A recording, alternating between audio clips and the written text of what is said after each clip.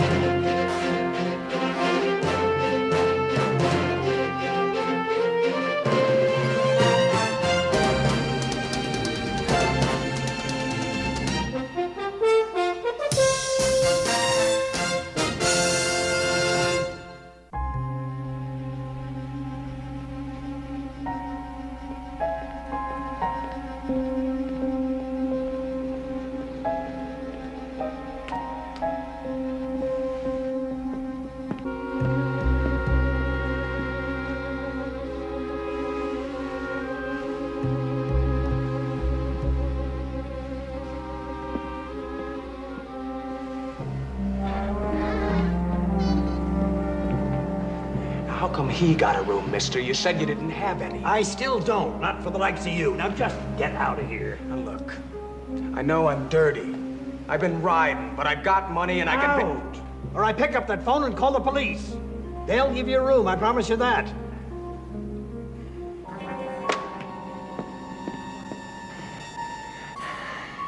Okay, I'm going. But you'll be sorry, man, because someday this place will just burn right down on top of you.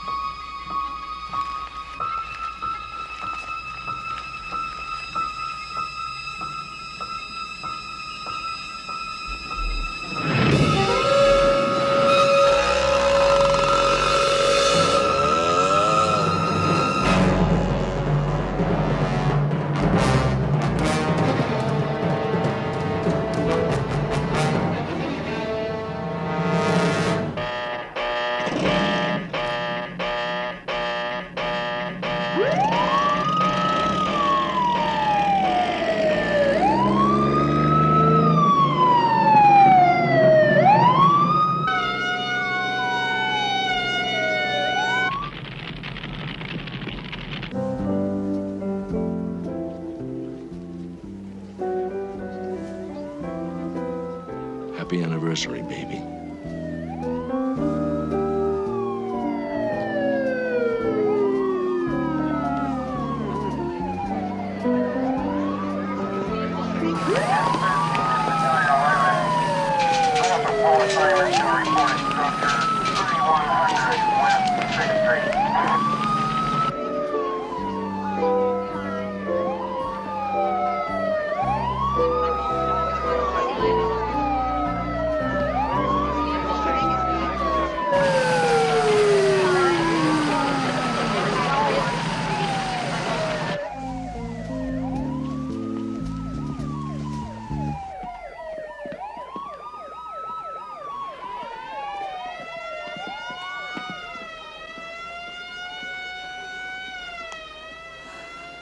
What's the matter? You lose the beat? No, the band. Who needs music? Well, the Bolshoi Ballet and me. You're just looking for an excuse to see that fire. Well, I have been accused of chasing ambulances, but never a fire engine. Honey, come on, let's get out of here and take a look and see what this is. Come on.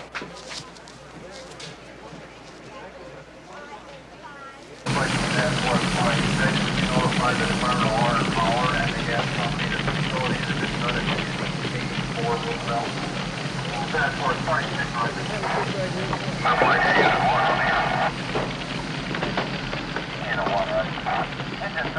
Macklin here. At 10:30 on the Congress Hotel fire. The suspect is male, Caucasian, brown eyes, dark hair, between 20 and 25 years, on a gold motorcycle.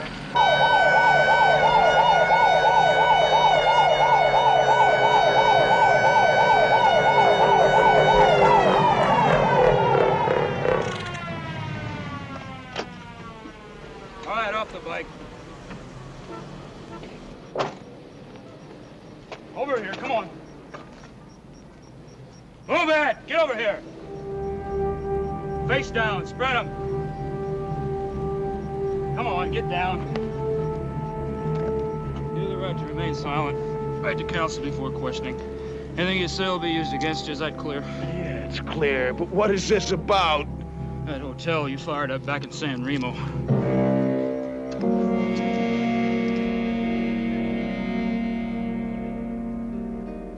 Honey, if we don't eat pretty soon, my stomach's gonna sue me for non-support. When's dinner? Can I have a look?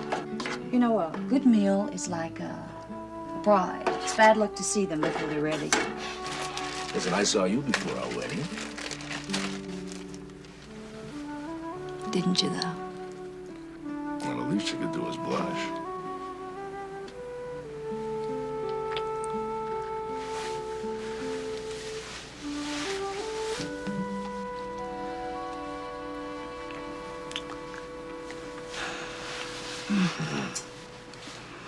That was nice. Mm-hmm. You know what? What? You owe me an anniversary waltz. You do? Mm-hmm. There's no time like the present, is there? You wait right here.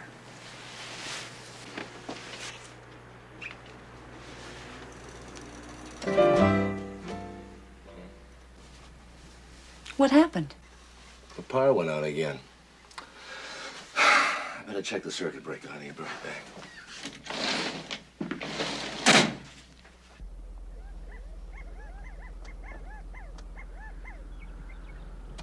Honey, turn off the hi-fi. Okay. Hello. Okay, just a minute. Tony, phone.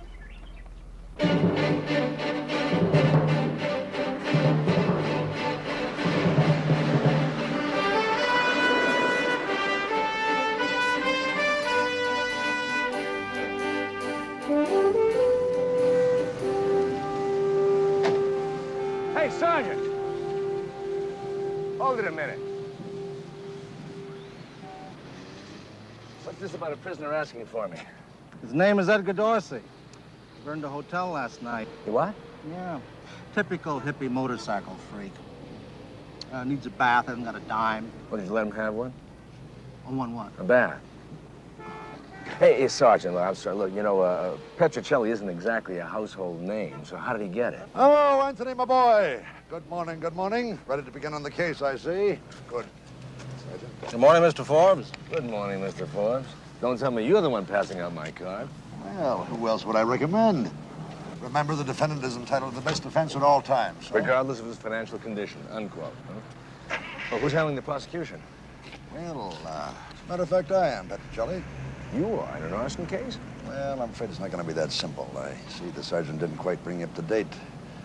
An elderly gentleman named Herbert Schleicher burned to death in that conflagration. Oh. Then why me? I dropped by courtroom number 7 last week. I was much impressed by the sterling fashion in which you defended your client for indecent exposure. Well, you should have stuck around. I lost. I know.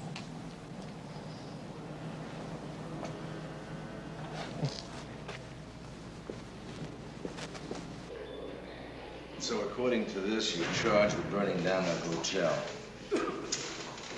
And since arson's a felony, you're also being charged with murder. I didn't do it, man. I keep telling you that. An old man died in that fire, Edgar. Now, did you start it? No. I swear, I didn't do it. Okay, let me tell you something, kid. They've got witnesses there. They've got 3 witnesses. They've got a hotel clerk and 2 or 3 others. They put you there when the fire happened. They're lying. Okay, Edgar. Tell what I want you to do. I want you to start from the beginning. I want you to tell me everything. Where you're from, where you were going, the whole works, from day 1. Okay. I'm from Ohio. But I got this aunt in California I was gonna go to work for. Try to go to ag school. You know, agricultural college. So when I got as far as San Remo, I was real tired, and all I was looking for was a place to crash. You know, spend the night and rest up for the next day. I was just beat from all that riding. Like the last 2 nights, I'd sacked out on the road in my sleeping bag. So what I wanted was some real sleep and maybe a bath. I didn't want to spend too much bread, so I stopped at the first place that looked clean and reasonable. I was tired, but I was feeling pretty good. You know, a good day's ride through some beautiful country. And now I wanted to top it off with a hot bath and some clean sheets.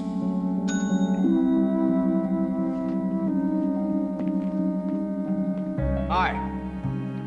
I need a room and a bath. Just for... No vacancy. Try someplace else. Well, whereabouts could I find him? I don't know. Try the next town.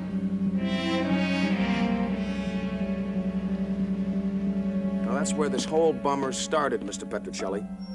I knew that dude wouldn't give me a room because he thought I was a freak or something, just because of the way I looked. So I passed this real straight-looking cat on the way out.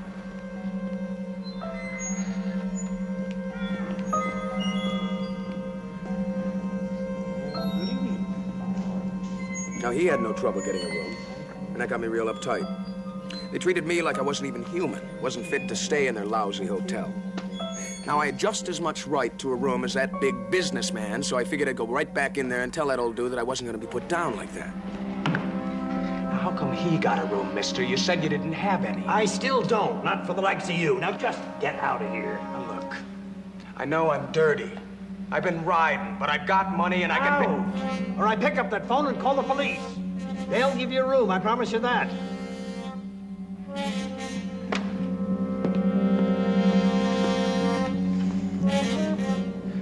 Okay, I'm going. But you'll be sorry, man, because someday this place will just fall right down on top of you.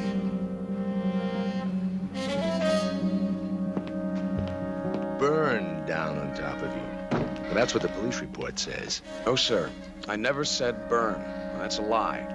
I wouldn't say that. So next you returned to your bike and found you'd been robbed. When I found my jacket had been ripped off, there was just too much for my head, man. First the hassle with the desk clerk, and now this. So I drove around looking for the dude who swiped it, and I cut into this alley. Then I saw somebody walking up ahead, carrying something. It looked like my jacket. So I kept on going down that alley. Couldn't really see who it was pretty dark. I went after him, but he started running like he was trying to get away from me. Man, I was so tired and messed up, all I wanted to do was get my jacket back and split out of this town for good. Coming here was like being in the wrong place at the wrong time. Then I saw there wasn't a guy, it was a chick. She had a yellow bundle. When I saw it was her purse, I kept on going. I felt bad I had freaked her out, but I was pretty flipped out myself, so I didn't stop. Then I came out of the alley and almost hit a cop's car.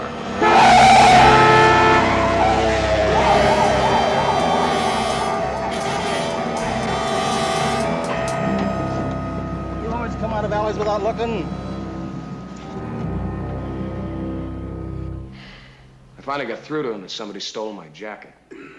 But he gave me a ticket anyway for reckless driving. Sergeant Macklin Button meeting you at exactly 10:50. That's bad. Fire started around then.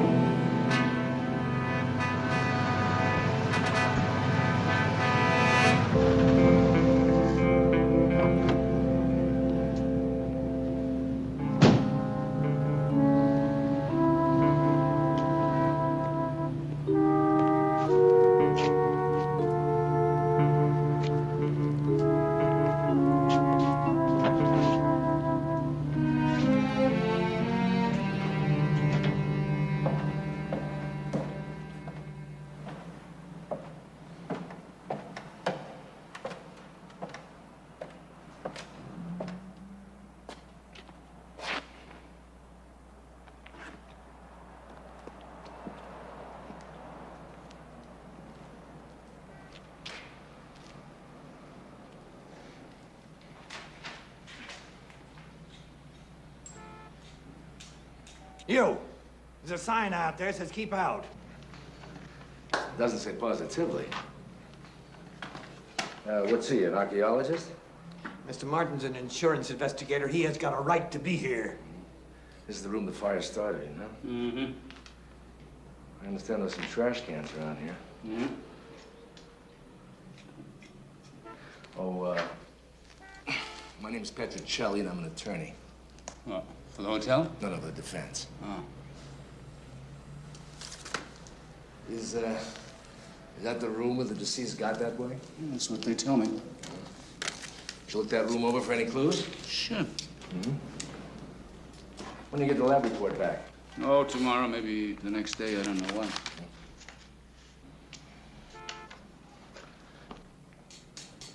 Yeah, try Tony's luck in the fourth.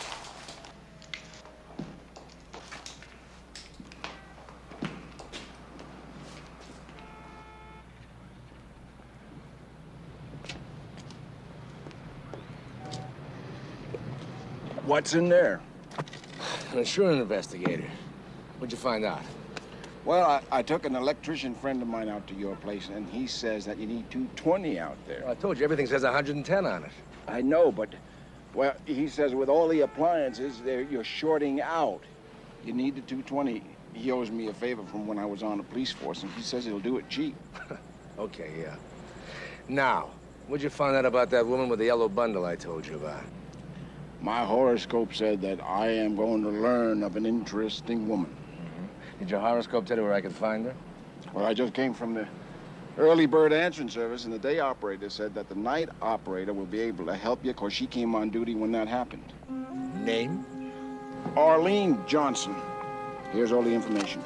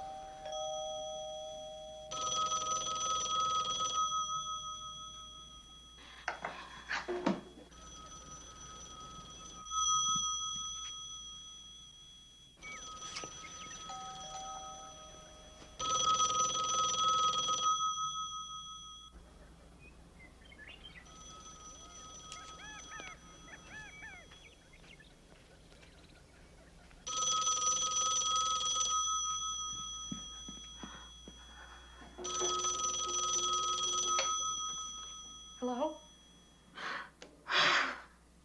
I couldn't answer the phone just now. There's somebody at the door. Did you do what I told you to do? Yes, I called her.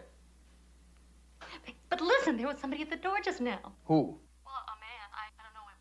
I'm scared. Yeah, I know. Just hold tight.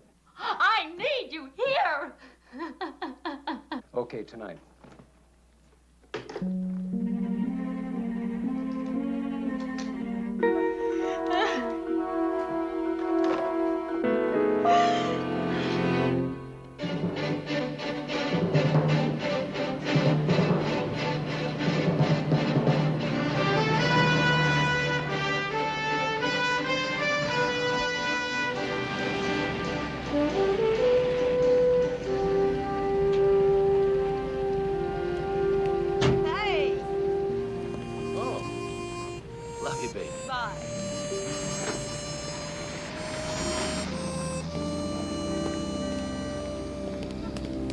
Motion for bail denied, Counselor. As indicated, preliminary hearing will be held in this courtroom Monday, 9 a.m. Recess until 1:30. Petrocelli! I knew I'd catch you. How are you? Ah, Mr. Martin, right? Yeah. Yeah, pretty good, pretty good. That lab report come in yet? No, not yet. Well, the fire department says arson. What are you going to tell the insurance company? Well, I haven't decided yet, but I understand you're looking for a witness, somebody who can swear they saw the kid in the alley. Yeah? Well, I'd like to give you the name of a witness. Arthur Martin. You want to be a witness? I'm a very good witness. I can convince a jury that it was negligence. What was it? Well, the truth is that basement in the hotel, you know, make the city dump look antiseptic. Spontaneous combustion could have broken out any place along the line. Yeah, it could have broken out, you see, but you have no proof. What? I'm a top investigator. I'm an excellent witness. You put me on the stand, buddy. And if I don't break that case, I'll bend it pretty good. Then you know what Forbes will ask you. What? If the cause of this fire turns out to be negligence on the part of the insured, Yeah? do you get a bonus for saving the insurance company some money? Well, no further questions.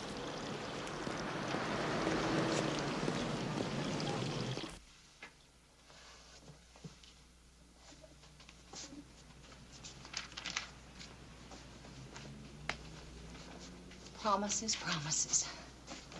Hey, may I remind you that it's past noon and I go on mill penalty in about 10 minutes. Ah. I'm gonna take you to lunch right now. Oh, good. I'm starving to death. How about some hamburgers and a fry? You got it. Okay.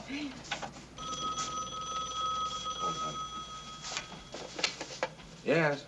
Anthony, my boy, I trust I'm not interrupting anything important. A little matter just come up which I thought might be of interest to you. Well, try me. That's very good of you, sir. And I do appreciate that. Yeah, okay, absolutely. I'll be right over there. Thank you, sir. Goodbye. Obligations of a legal profession. I object. Objection overruled. I'll see you later, okay, honey? Okay. Okay. Bye.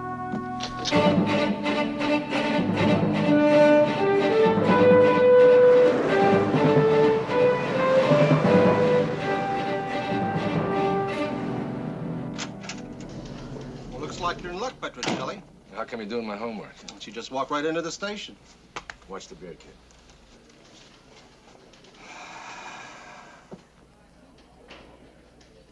All right, Edgar. I don't want any guesswork, huh? Either you know or you don't. Either she is or she isn't. Yeah, it's her.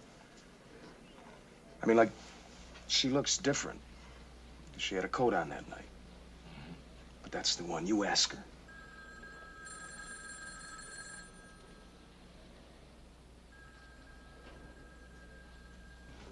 I was in a hurry to get downtown, so I was cutting through the alley to catch the number 5 bus. And here comes this dude on the bike up behind me. This big headlight, you know? It was scary. But then he doesn't stop. He goes right on. You're certain he wasn't in the alley to begin with? Positive. I would have passed him. That's the way I came. And you're sure he went past the hotel? He did not stop? Right. He goes barreling right on out of the alley. Gets nailed by the police car.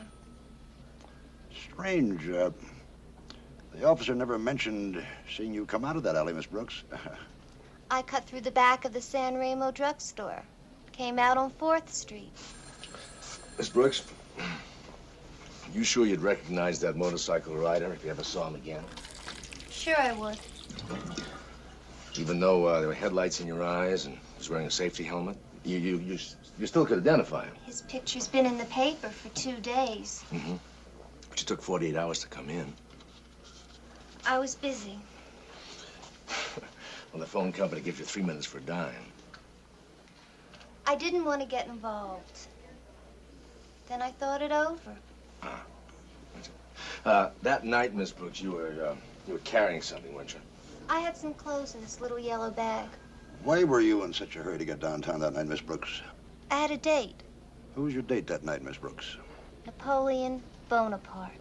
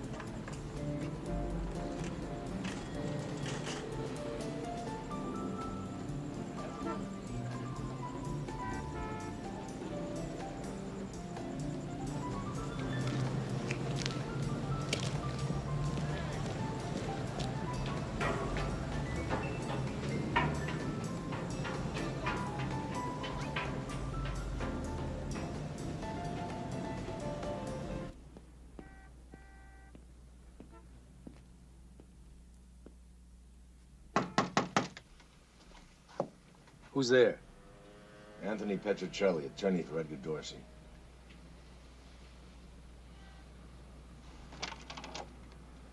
Prove it.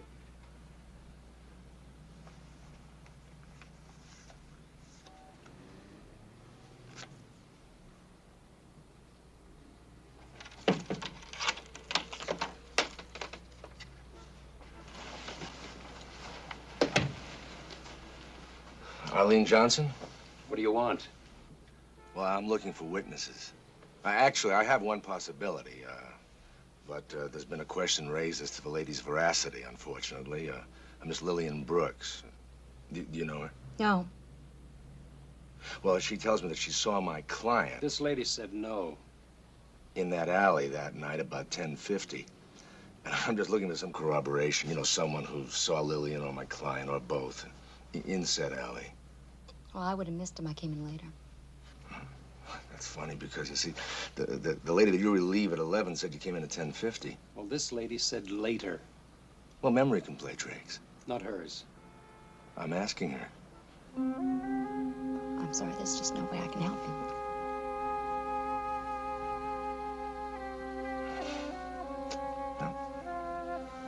I'm sorry, too. Thanks.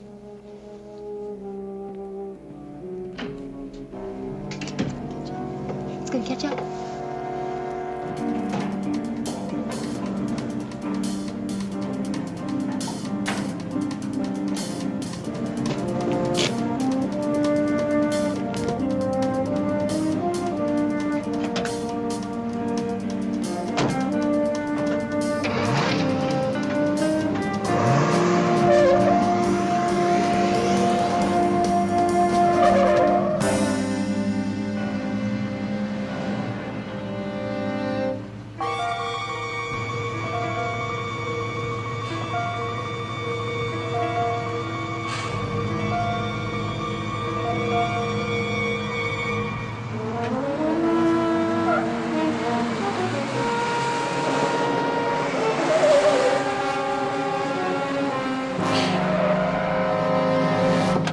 Sorry, buddy, but listen, were you on this run the night of the Congress Hotel fire? Yeah, I was here. What about it? Did you pick up any passengers on 4th?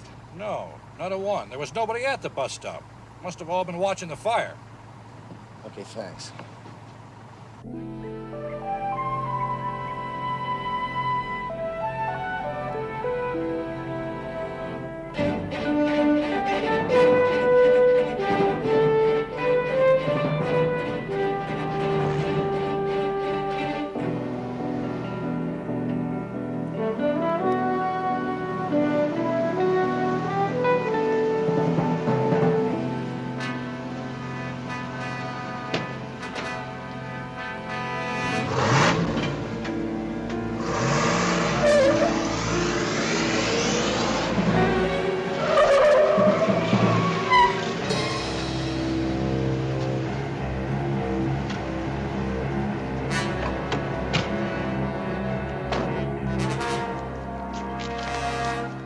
Subpoena for Arlene Johnson. How do you figure to serve it? Special Agent Holcomb.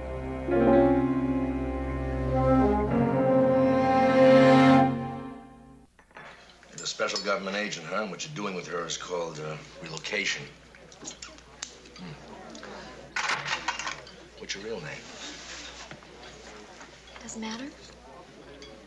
The point is, I was married for 13 years to one of the most important enforcers the syndicate had. What do you mean, had? She sent him to jail. Does that answer it for you? Anyway, he got tired of me, and I thought I was free, but I wasn't. He had somebody watching me every minute. Even when I talked to somebody on the street, I was endangering their life as well as my own. That's when we stepped in. We've got 5 convictions so far. From simple assault to blackmail, all the way up to murder. We're not through yet. The government has gone through a lot of trouble to keep her alive, to give her a second chance. Do you know what I mean? Mm-hmm. A new name, a new town, a whole new life. Look, you could testify in private in the judge's chambers. There'd be very little risk. No. You can save my client. No. Look, Mr. Petrocelli, there's an open contract out on her. One picture in one local paper, let alone the wire services, and she's dead, pal. Now, the point is, your client isn't even on trial yet. So all you're talking about is a preliminary hearing, right? Yeah, you're right, pal. I get your point. And I won't use the subpoena until I, absolutely have to. How do you like that? $50 worth of cable and the city hasn't hooked it up yet. Well, the butter is very soft, and I don't even want to think about the eggs and milk. Wow.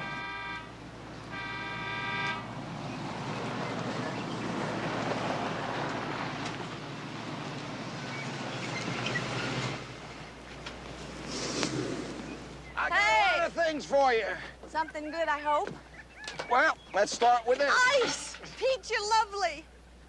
I also got some good news and some bad news for you, Tony. What do you want first? Yeah, well, you better give me the good news first. Well, it's gonna take the city 2 days to hook up your 220 line. That's the good news? I'm afraid to ask about the other. And the bad news, this just come into the station.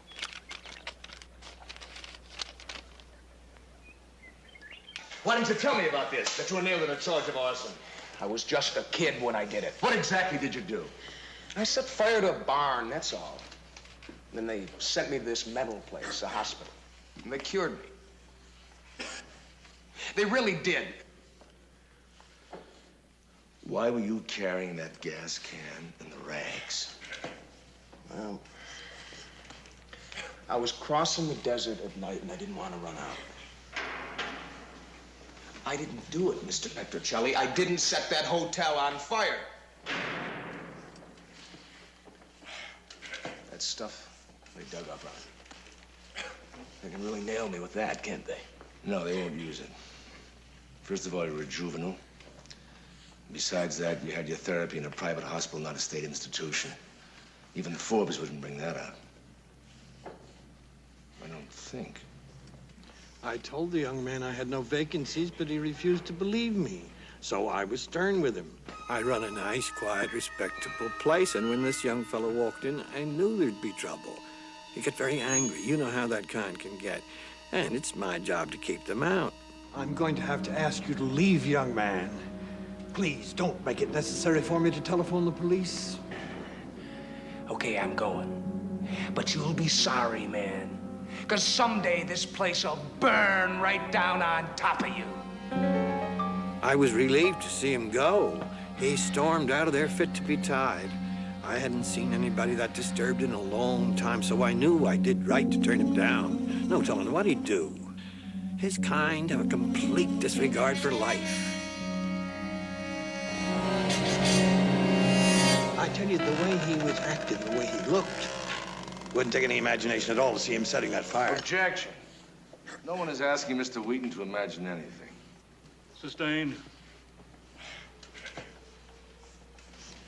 Your witness. Your Honor, no questions at this time, but I do reserve the right to question the witness at a later time.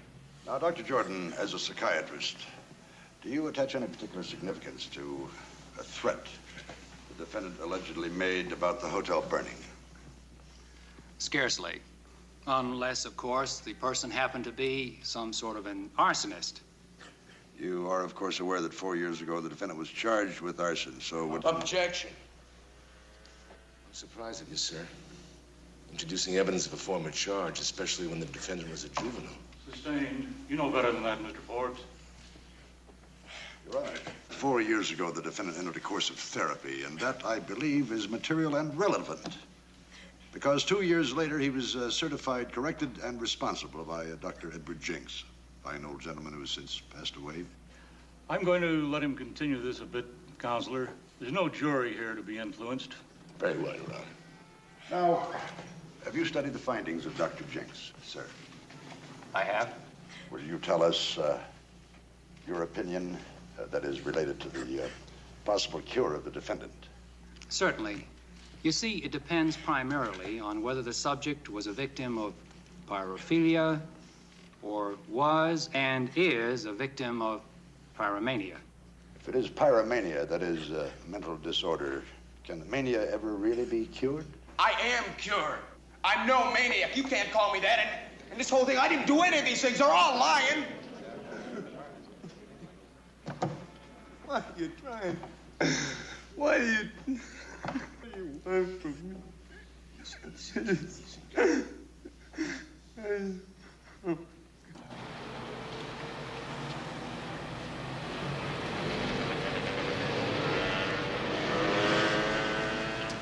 Too bad, Anthony, my boy. Thanks. Rough in there for you today. Yeah. We're trying to spread sunshine or ashes? Anthony's stubbornness is arrogance, not strength. Your young client is in deep trouble. The hotel, the alley, in it, out. You know as well as I that nothing short of a miracle is going to save him. Well, I guess I'll just have to try to find that miracle then, won't I, Mr. Forbes?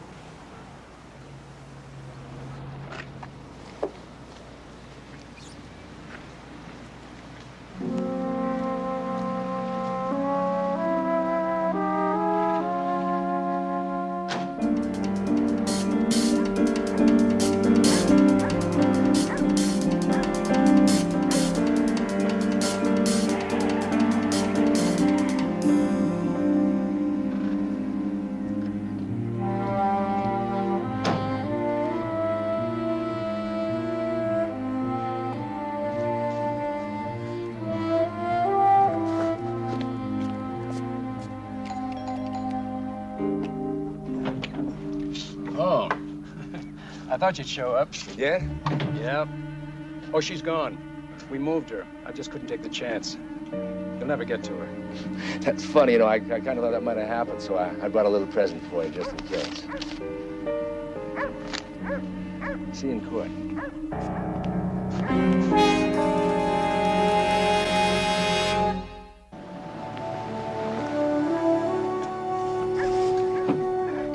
Howdy. Howdy. I got some good news for you. I moved you ahead of schedule. There'll be a city truck out here tomorrow sometime to hook you into that 220 line. Wonderful. Tony, I gotta tell you, it cost me a couple of six-packs. You should be in the State Department. Sometimes I feel like a beer distributor. You know, I got something on old man Schleicher. Do you know he cashed a check for $1,500 the day before the fire? 1,500? Yeah. Get me Martin. That insurance gums you? I wouldn't trust him as far as... Just get me Martin, have him in court in the morning. I think that man's a crook. Have you received a claim against the estate of Mr. Schleicher? Yes, the Schleicher family has filed a claim for $1,500. Apparently from a check that Mr. Schleicher Jr. sent to his father. And as a licensed and qualified investigator, of course, you've had access to all the evidence the coroner has had in hand. Yes, sir. Let me show you something, if I may. I'd like to show you the fire-scarred articles here in this box. They were found in Mr. Schleicher's room. Could you describe them to us? Yes, remnants of a leather envelope pouch and flakes and ashes of paper in the bottom of the pouch. What kind of paper? Money? Oh, no, sir. No, there's one on American wood pulp, 25% cotton fiber, ledger bond, and there's one on European rag. Mm-hmm. Now, you collected ashes from the room yourself, didn't you? Oh, yes, I have samples of everything that was in it. How much money did you find? None. And no ashes whatever of any burned currency. What was the total amount of money recovered by the coroner from the body of the decedent? $7.59. $7.59. Thank you. Yes, sir. I stopped him at 10:50 p.m. Mm-hmm. Then you wrote him a ticket. I did. For what reason? For reckless driving. That hippie punk came rolling out of that We are alley. not interested in your personal prejudices, Sergeant. Just tell us what happened, huh? The young man Thank you. came out of the alley without looking and without stopping. So I pulled him over. So you stood there and you wrote him a ticket? Yes, sir. Did you check his cycle? I did. Did you see this gas can tied to the motorcycle? Yes, sir, I sure did. Well, doesn't it seem strange to you that if anybody sets a fire in a fit of anger, that they would take the time to stop, tie this can neatly to the motorcycle, and then ride away? Would you take that time, Sergeant? Objection obviously calls for a conclusion by the witness. Sustained. No further questions.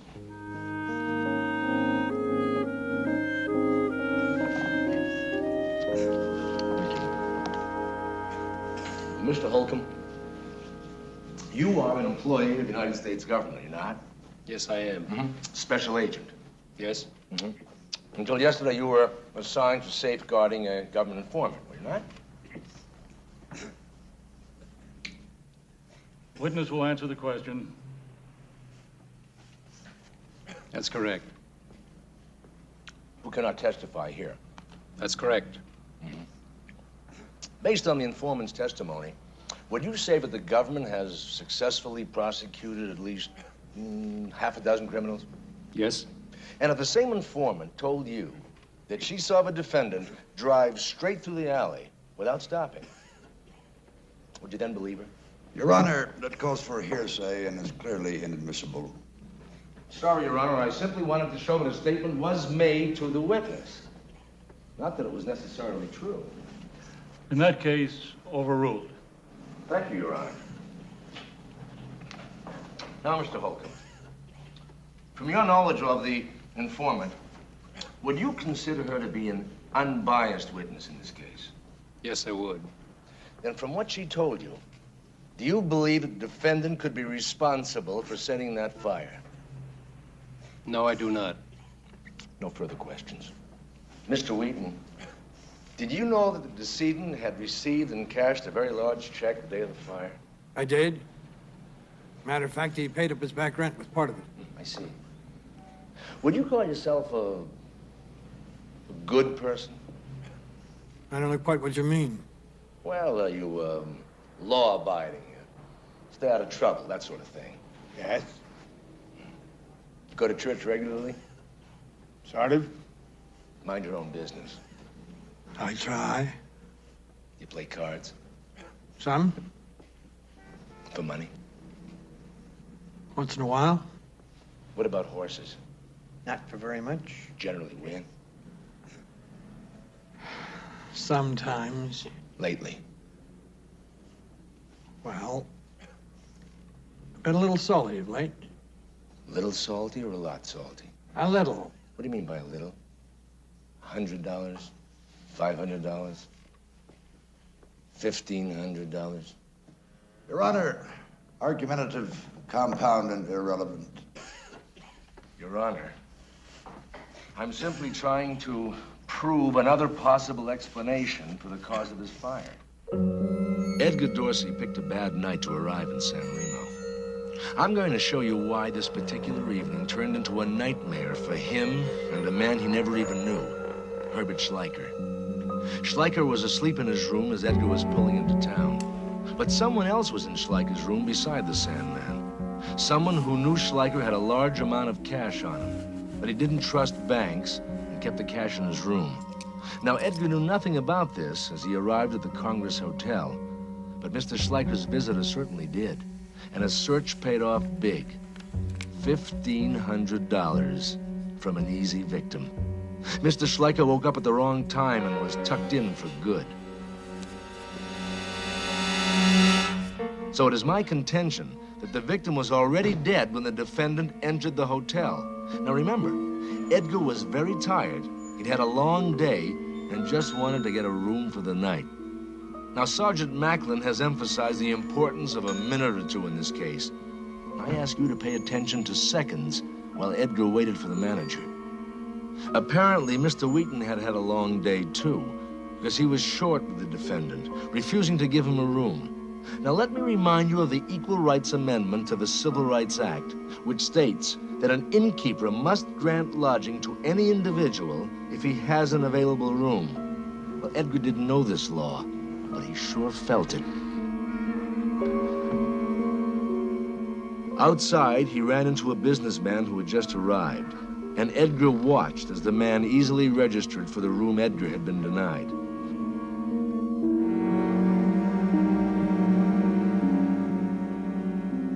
He came back in to ask Mr. Wheaton why this gentleman could waltz in off the street, get a room, while he wasn't even given the time of day.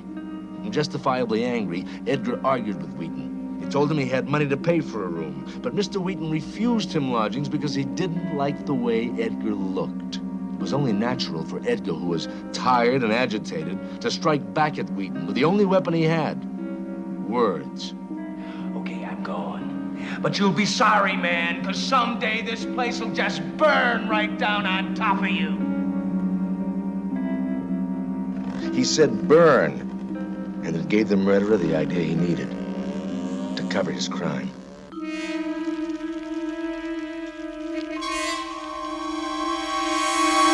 Now, I don't say this is actually what happened, Your Honor, but after the testimony of Sergeant Macklin and Agent Holcomb, surely there are others who had more motive and more opportunity than this young man who just happened to be in the wrong town, the wrong place, at the wrong time. Just want to thank you again. Very grateful. That's okay. Just stay out of alleys, huh? See you later. I like that kid. Congratulations, Anthony, my boy. Please, no modest Petrocelli disclaimers. I'm in no mood for satire. Oh, I've had juries find against me, but juries sometimes err. I have never before had a case blown sky high at preliminary hearing in municipal court. Well, I'm sorry, sir. Sorry? Why do you think I gave that unwashed hippie motorcycle freak your name?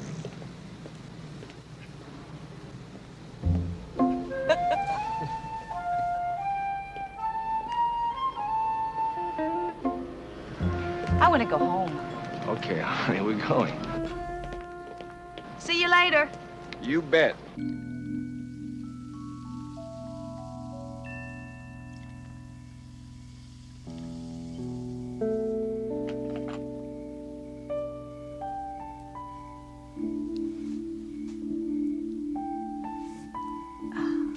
Thank you.